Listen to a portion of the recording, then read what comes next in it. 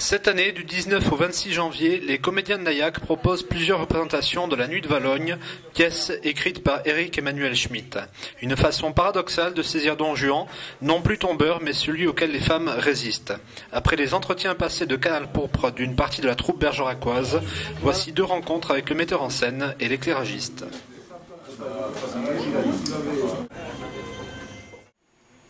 Alors, bonsoir monsieur, vous pouvez présenter s'il vous plaît. Patrick Rey. Alors vous êtes Je suis en partie, à moitié metteur en scène de la pièce des comédiens de Naïac, La Nuit de Valogne. Alors, les Nuits de Valogne, vous voyez longtemps à l'avance comment ça va être? Alors là, non, pas du tout. On démarre avec le texte et après on voit comment faire évoluer. Enfin, c'est un peu le principe qu'on a adopté pour cette pièce. C'est-à-dire il n'y a pas de mise en scène préconçue au départ. On efface les didascalies du texte et puis on part à zéro, à blanc, on fait des lectures et après on fait évoluer un peu la mise en scène en fonction des acteurs, de leurs déplacements, des intentions qu'ils veulent mettre dedans. Alors, les didascalies, vous précisez? Alors les didascalies, c'est toutes les petites notes de l'auteur concernant les déplacements, les éclairages, les bruits, voilà. Donc ça, moi, avec Madame Juliette Schiffman qui a fait la mise en scène aussi avec moi, donc on n'en a pas tenu compte au départ. On fait vraiment une lecture à blanc, mais sans didascalies, et on ne tient pas compte de ça. Donc est-ce que vous avez modifié? Comment ça se passe? Alors on modifie un peu par rapport à ce qui est prévu. Il y a pas mal de bruits de tonnerre, de choses comme ça que nous on n'a pas inclus dans notre mise en scène. Des déplacements qui sont différents aussi. On est parti sur un peu de décor. Sur le choix a été fait de mettre en valeur les acteurs avec de l'éclairage, mettre en valeur les scènes avec de l'éclairage. Donc on est parti là-dessus et puis ça évolue, ça a évolué et c'est vrai que le travail final, on le voit ici quand on est venu au Roxane pour une semaine de préparation. C'est là où vraiment on fait les arrangements finaux sur le travail de mise en scène. La salle, c'est important, vous êtes heureux de cette salle et puis ça a l'importance pour vous? Alors cette salle, on l'aime bien, malgré que ce ne soit pas une salle de théâtre. Mais cette année, donc, on a quand même investi dans des praticables pour rehausser le public, parce que jusqu'à présent, le public était au niveau du sol, mais là, bon, il y en avait un peu marre de ça, parce que c'est... Donc pour que le public soit confortable, qu'il y ait une vision globale de la pièce, on a investi dans des praticables. En plus, on a un accueil ici très chaleureux, donc ça, c'est pas négligeable pour une troupe d'amateurs d'être bien accueillis dans des lieux comme ça. Donc ça, c'est vrai que... Donc voilà, on est là jusqu'à fin janvier. Est-ce que vous payez les droits de salle? Alors bien sûr, la salle, on rémunère le chauffage, les techniciens qui nous aident, il y a une location de salle bien sûr. Oui. Donc c'est de la main à la poche en fait de chacun. C'est une cotisation. Alors nous sommes une association, oui. Donc forcément on fonctionne avec des entrées et ces entrées servent à faire fonctionner l'association et à payer les frais que nous avons en fonction des pièces qu'on monte. D'accord. Alors, qui c'est qui a eu le béguin, si je puis dire, pour Éric Emmanuel Schmitt? Éric Emmanuel Schmitt. Alors, c'est une pièce qu'on avait dans les tiroirs depuis 2-3 ans. C'est-à-dire qu'il y a des acteurs. Alors, bon, je vais vous préciser un peu comment ça se passe. C'est-à-dire qu'on travaille un peu en démocratie. C'est-à-dire qu'à chaque fin de représentation, à chaque fin d'année, on se réunit et puis on choisit les nouvelles pièces. Mais on choisit en commun. C'est-à-dire chacun amène des pièces, des envies, des projets et puis on choisit. Il y a 3-4 ans, cette pièce était déjà là. Bon, elle existait puisque c'est une des premières pièces d'Éric Emmanuel Schmitt. Et on l'a ressortie là parce qu'elle correspondait bien aux attentes des acteurs. Il y avait beaucoup de femmes qui voulaient avoir des rôles un peu plus importants que d'habitude. Et cette pièce s'y prêtait. Et en plus, s'y prête aussi au nombre d'acteurs qu'on est. Parce que sur scène, il y a 9 acteurs et on est en moyenne une douzaine d'acteurs au Comédien de Naïac. Donc ça demande une lecture intensive au préalable. On ne prend pas un texte, disons, par hasard. Alors non, on ne prend pas un texte par hasard. Là, je vous dis, le choix, c'était plutôt un choix féminin au départ. Et après, on en fait une lecture commune plusieurs fois. On écoute le texte, on l'entend. C'est là qu'il prend sa dimension, quoi, parce qu'une lecture d'une pièce théâtrale, c'est souvent assez plat. Et bon, là, quand on met des voix derrière, ça commence à prendre du volume. Et puis après, donc on travaille à partir de ça, quoi. Est-ce que c'est le metteur en scène qui doit avoir lu le plus et le mieux le texte d'origine? Non. Enfin, personnellement, non. C'est plutôt aux acteurs de connaître bien leur texte dès le départ et voilà. Nous, avec Juliette, ce qu'on fait, c'est un peu une mise en 3D d'un texte qui est assez plat. Donc quand la salle est fermée, on va dire aussi peut-être que tout se joue.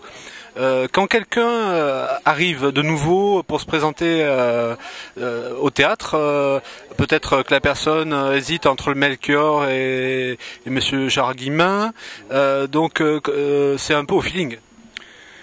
Alors oui, bon, les nouveaux, on en a cette année, on a Marie-Charlotte qui voilà, ce sont des amateurs qui souhaitent, qui ont vu peut-être un peu notre théâtre. Hein. C'est vrai que bon, c'est un théâtre assez hétéroclite, hein. On touche un peu toute forme de pièces, donc s'il y a besoin, on est quand même une troupe, déjà je vous dis, il y a à peu près 12-13 personnes permanentes, enfin on va dire permanentes sur les différentes années, quoi. Et c'est suivant le besoin. Là on avait besoin d'une personne jeune, et c'est pour ça que Marie-Charlotte est venue avec nous cette année. Ça se passe un petit peu en discutant, en rencontrant les gens et puis en ayant un feeling assez fort, disons, pour être sûr de vouloir rester et non pas... Oui. Nous ne sommes pas une école de théâtre. Nous sommes des comédiens amateurs qui prenons du plaisir à jouer. Et donc, c'est un peu un petit cercle fermé quand même, malgré tout, mais avec des ouvertures, hein, mais suivant les pièces. Après, voilà, nous, on a une représentation par an, on a un choix d'une pièce, il faut que ça corresponde aussi aux attentes de tout le monde, en interne déjà, quoi. Vous jouez exclusivement au Roxane ou vous avez... Alors cette année, pour la 2e année consécutive, on va jouer aussi en février à la salle François Mitterrand, à l'auditorium. Voilà, la municipalité nous prête gracieusement la salle pour une représentation le 16 février. Et sinon, vous communiquez uniquement par tract, fly Voilà, tract, fly, internet, le site de la mairie peut-être ? Le site de la mairie, les divers radios, les journaux, les différents journaux locaux aussi, voilà. Et on a quand même un public qui nous suit depuis des années. Hein. Aussi. Vous êtes un vieux aussi de la vieille. Alors moi je ne suis pas un vieux de la vieille, ça fait 7 ans que je suis au comédien, mais M. Bertin, Jean-Marc Feuillet, Didier, Joalier, Valérie Descazeaux, Juliette, Schiffman, c'est des personnes qui sont là depuis très longtemps. Et vous travaillez jusqu'à la mort de Jean-Pierre Vidotto à Mouledier avec les comédiens de Mouledier. Alors il y a eu des nouvelles recrues qui sont venues, des comédiens, oui. Petit à petit, mais il y a un échange, c'était un échange à la base, il y a Francky qui vient aussi des comédiens de Mouledier, donc c'était un échange, à un moment donné on avait besoin d'une personne, elle était là, elle était disponible, voilà comment ça se fait. Donc l'art n'a pas de frontières. Aucune. Bonjour monsieur Louis Journimo, vous êtes, donc c'est votre nom et votre prénom. Tout à fait. Et vous êtes éclairagiste. Oui, voilà, mon ancien métier était scénographe et éclairagiste de théâtre. Pendant longtemps à Paris, pendant 17 ans. Et là, je le fais à titre presque de plaisir, enfin surtout de plaisir, avec les comédiens de Nayac, parce que c'est plus mon métier aujourd'hui. Est-ce qu'il y a des gens rémunérés aux comédiens de Nayac ? Alors, moi, en tant qu'éclairagiste, non, mais en tant que régisseur, oui, c'est-à-dire parce que la convention fait que les régisseurs doivent être, les techniciens doivent être rémunérés, etc. Donc il y a une somme qui est forfaitaire, mais qui est attribuée effectivement pour la régie. Mais la création, que je mette un mois à la créer ou une semaine, c'est bénévole, c'est ce qui est payé, c'est la régie. Le reste c'est un forfait bénin. Ah oui, tout à fait. C'est une subvention d'État. Non, c'est comme c'est payé par la troupe, mais voilà le travail de scénographe ou d'éclairagiste, il est gratuit là comme le travail de chaque comédien. Cela dit, s'ils devaient faire appel à un régisseur pour faire la régie son ou lumière, ce que je fais, enfin en ce qui concerne la lumière, ils auraient dû payer tant par séance. Donc ils me défrayent un peu comme ça, parce que de toute façon ils étaient obligés de payer. Donc voilà, c'est un peu ça. Ouais, et puis Et puis bon, moi je suis pas retraité, j'ai pas des machins, donc ça fait plaisir aussi. C'est une sorte de prime, quoi. Comment on voit dans la tête, c'est très intérieur, ce qu'on va faire avec les projecteurs et les spots. Comment on ressent, il faut avoir lu évidemment la pièce et puis jouer sur les émotions et les sentiments. Oui, alors les émotions dans une pièce, on peut jouer une pièce de façon extraordinaire sous les lumières de néon, hein, dans une usine, une cour de ferme, n'importe quoi. Ça dépend. La lumière, à partir du moment où la lumière est nécessaire, et là c'est le cas parce qu'il faut isoler des plans pour renforcer les situations, pour les mettre, pour les isoler, etc. Donc là, il faut effectivement avoir une connaissance des lumières. Bon, moi j'ai 17 ans d'expérience à Paris dans les théâtres, donc ça aide.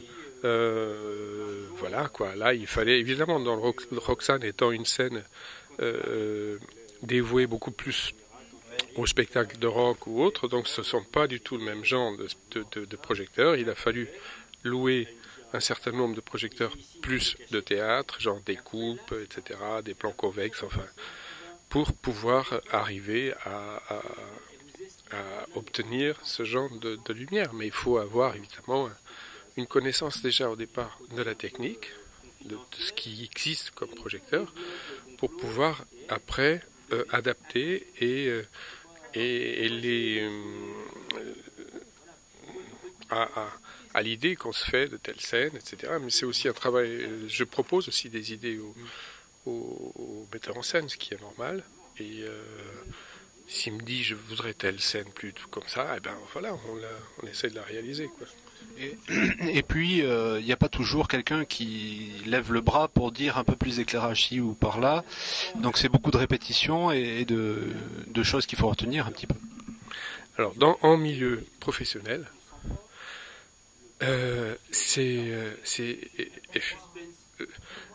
il y a effectivement beaucoup de répétitions. C'est plus confortable parce qu'on travaille scène par scène, etc. C'est des heures, c'est des jours et des semaines de boulot. Là, moi je suis, venant du milieu professionnel, je suis épaté, et c'est aussi ça qui me plaît, de travailler avec la troupe des comédiens de Naïac. C'est le 4e spectacle que je fais avec eux. Je trouve une troupe d'amateurs, mais au sens le plus noble du terme, parce qu'il n'y a rien de péjoratif dans amateur. J'ai lu un article qui parlait que les comédiens de Naïac étaient presque au niveau professionnel. Ce qui distingue le professionnel d'amateur, c'est le nombre d'heures, pratiquement. Évidemment, un professionnel est payé, un amateur non, en principe, mais c'est le nombre d'heures de travail. Un professionnel, en général, pour préparer un spectacle, peut avoir 1 mois, 2 mois, voire plus. Un amateur, là, ils ont quelques heures, une fois par semaine, 2 heures, pour répéter, pour apprendre le texte, avec le boulot, avec etc.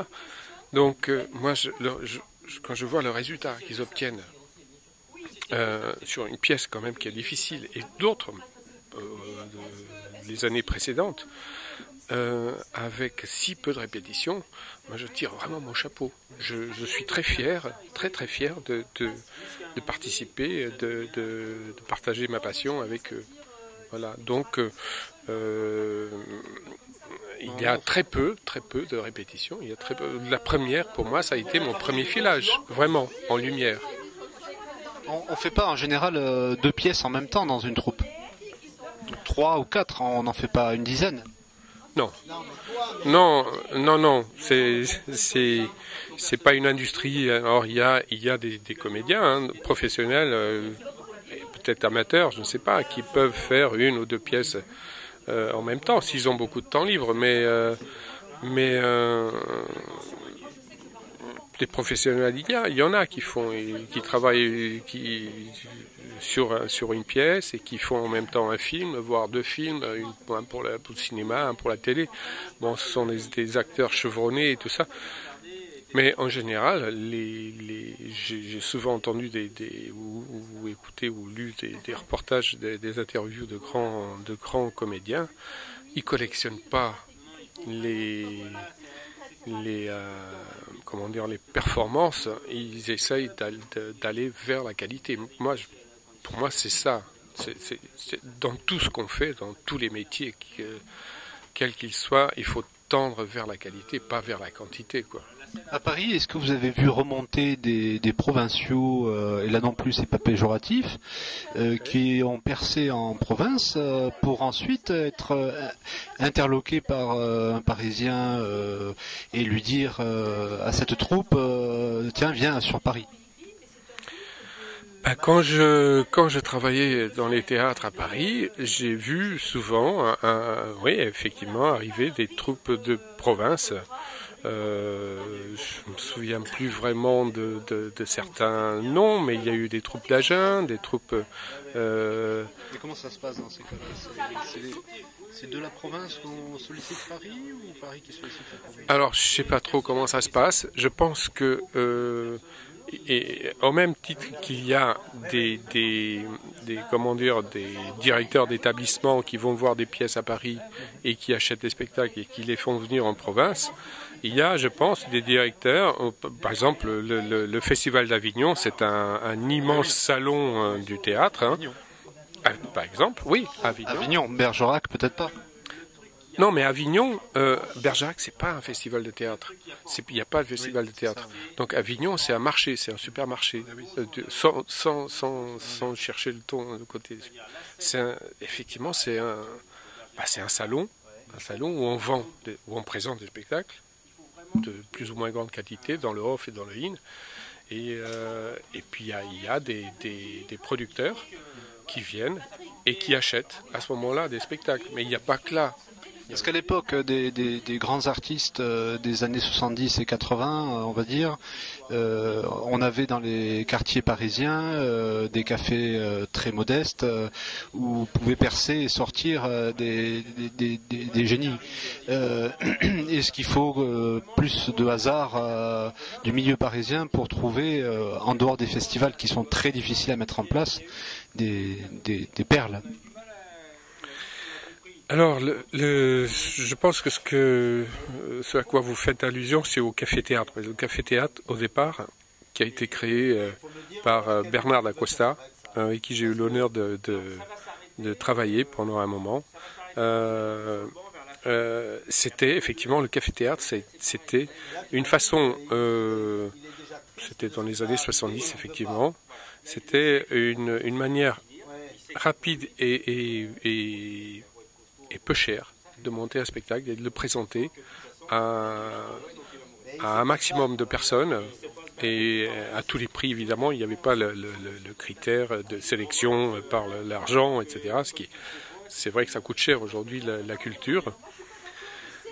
Et ça a pris un peu, ça a fait boule de neige, et de là est né aussi le Splendide, le théâtre du Splendide, le théâtre le Café de la Gare, d'où sont nés plein de grands acteurs français aujourd'hui, donc Coluche, Thierry Lhermitte, Josiane Balasco, etc. Tout ça c'est venu du Café-Théâtre. Donc maintenant, je pense qu'aujourd'hui, il y a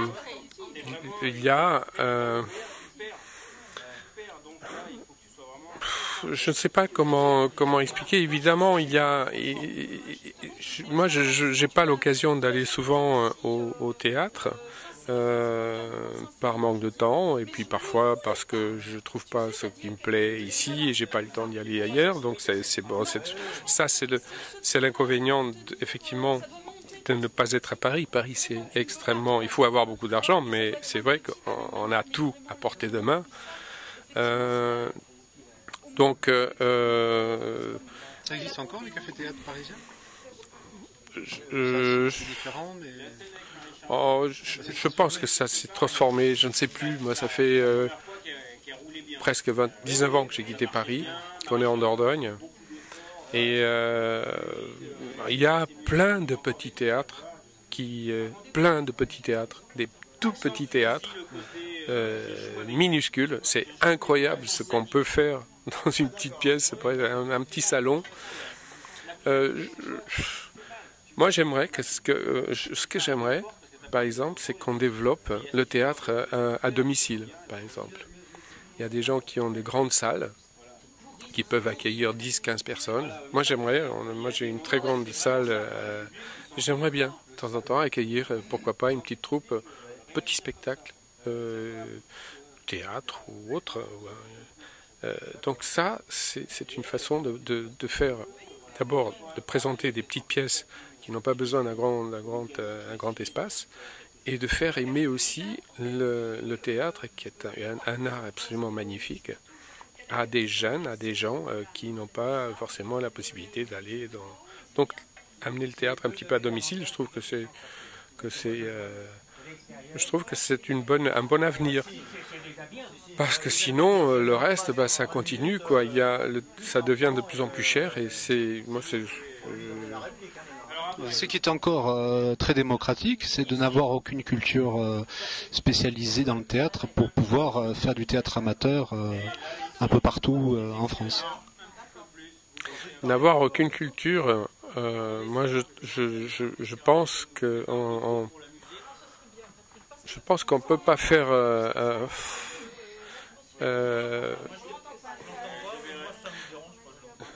je crois que si on veut, on n'a pas besoin pour faire du théâtre d'avoir une culture. C'est une question de sentiment, une question de.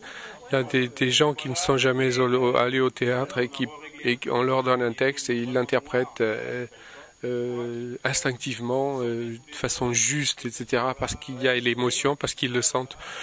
Et l'inverse aussi est vrai.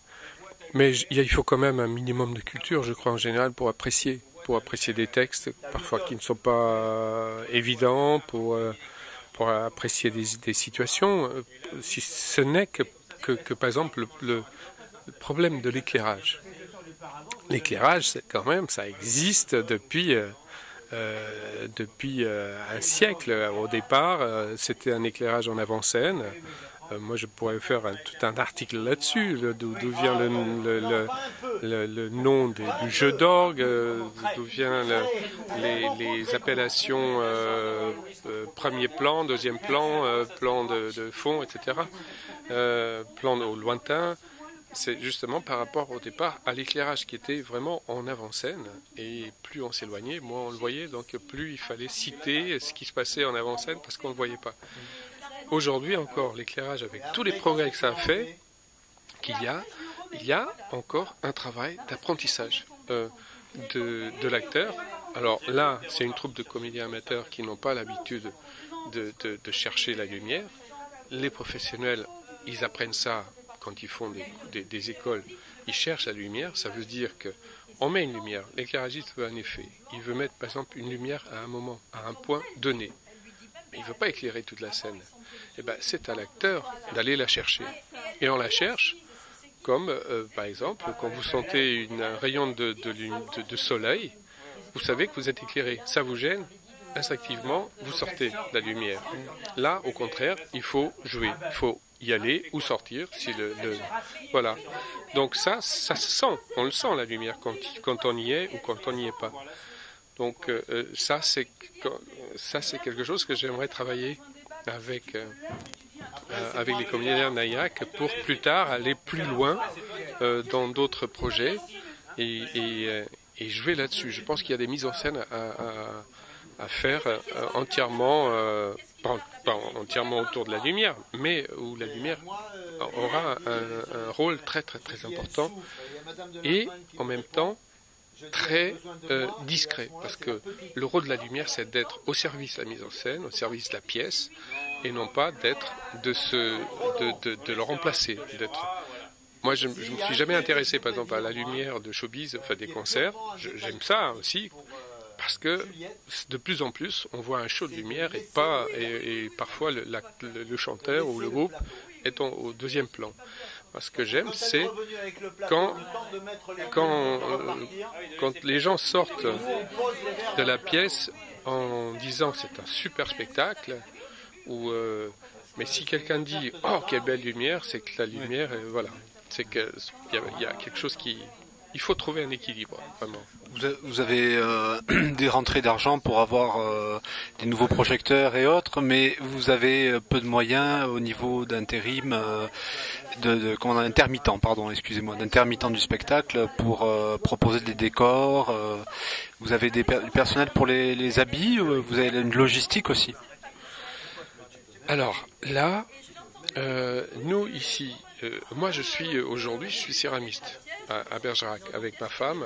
Depuis, j'ai abandonné quand on a quitté Paris, j'ai abandonné. Travailler pour Arter, hein, c'est ça? Voilà, nous avons créé Arter. Nous sommes 2 céramistes, donc en face de la mairie, et c'est devenu une passion. La terre est devenue vraiment une passion. Mais le théâtre, la lumière, les décors, ça reste aussi une passion qui ne s'éteindra jamais. Mais ce qui me fait vivre, c'est la terre, c'est la céramique, c'est évidemment. La logistique pour les comédiens de Naïac au niveau du décor, c'est pas celle de Gérard Guillemin, disons. Non, parce que c'est pas Gérard Guillemin et la Gargouille, c'est leur métier. Ils ne font que ça. Ils font des spectacles, ils créent des spectacles. Je connais pas leur statut. Ils sont subventionnés, je suppose. C'est comme le Melchior, enfin la Gare mondiale, etc. Mais les comédiens de Naïac, ils préparent une pièce par an. Ils sont tous salariés ou chômeurs peut-être, ou retraités ou autres. Donc ça existe depuis 30 ans. On possède absolument aucun matériel. Quand on fait des décors, soit on loue, ou on achète. Par exemple, là, ce que vous voyez ici dans la salle du Roxane, qui est une salle avec un plateau très haut, on a loué des praticables, donc qui coûtent cher, évidemment. Des praticables qui permettent d'avoir une salle, disons des gradins, et d'avoir une meilleure visibilité, un plus grand confort voilà. Parce que c'est le seul inconvénient que je trouve à cette salle, c'est effectivement, c'est pas fait pour le théâtre au départ, donc la scène est très élevée et du coup on perd en visibilité. Là, avec les gradins, avec les praticables, c'est super, c'est beaucoup plus confortable et voilà. Et c'est le public appréciera beaucoup mieux la pièce et c'est l'essentiel, c'est ce qu'on veut. Maintenant, on a loué une partie aussi, un complément d'éclairage, comme je vous ai dit tout à l'heure, en projecteur de découpe et de plan convexe, pour justement obtenir des effets qui me paraissaient essentiels. Sur cette pièce surtout. Sur cette pièce surtout, voilà. Bon, on va arrêter comme ça. Oui, je pourrais en parler pendant des heures. Merci. Merci.